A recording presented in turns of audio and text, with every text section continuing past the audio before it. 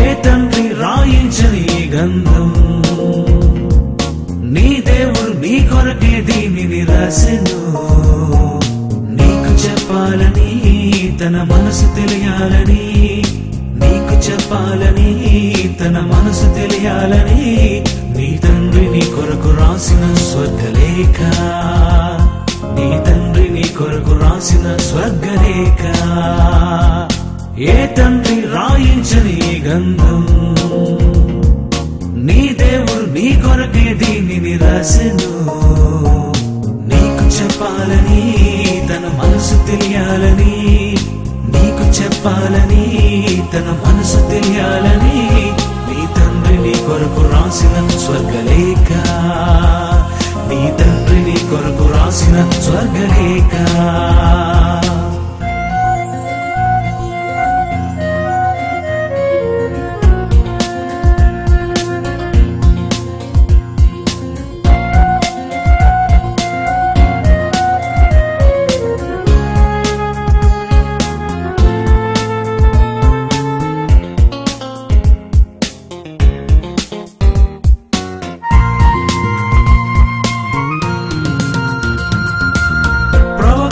పంపి, అపోస్తులను పంపి, ప్రేరణతో పరిశుద్ధాత్మ వ్రాయించెను.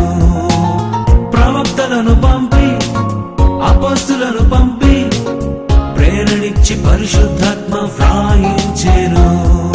రాసిన వారెవరైనా చెప్పినదంతా ఒకరే, రాసిన వారెవరైనా చెప్పినదంతా ఒకరే.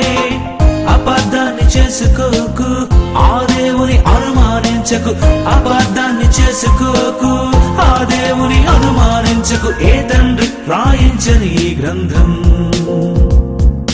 నీ దేవుడు నీ కొరకే దీనిని రాసెను.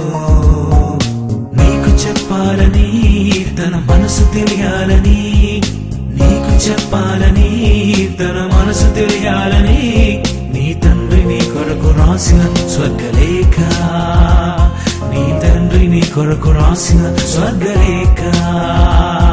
అంటే బైబిల్ రాయబడింది మానవుని యొక్క ఆలోచనలతో కాదు, కేవలం దేవుని యొక్క ఉద్దేశంతో బైబిల్ రాయబడిందే తప్ప మానవ కల్పితమైన మనసులోంచి మాత్రం బైబిల్ పుట్టలేదు. కనుక ఈ బైబిల్ని బోధించేటప్పుడు గాని, చెప్పేటప్పుడు గాని, చదివేటప్పుడు గాని ఆత్మజ్ఞానంతో దీనిని చదవాలే తప్ప మానవ సంబంధమైన జ్ఞానంతో దీనిని చదవకూడదు.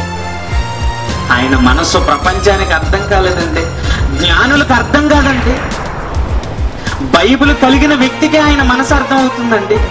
66 పుస్తకాలలో ఉన్న నిగూఢమైన సంగతులను వెలికి తీసిన వాడికి మాత్రమే ఆయన మనసు అర్థం అవుతుంది. యేసును పంపించి తన ప్రేమను చూపి పరలోకం నీకివ్వాలని అర్పించెను.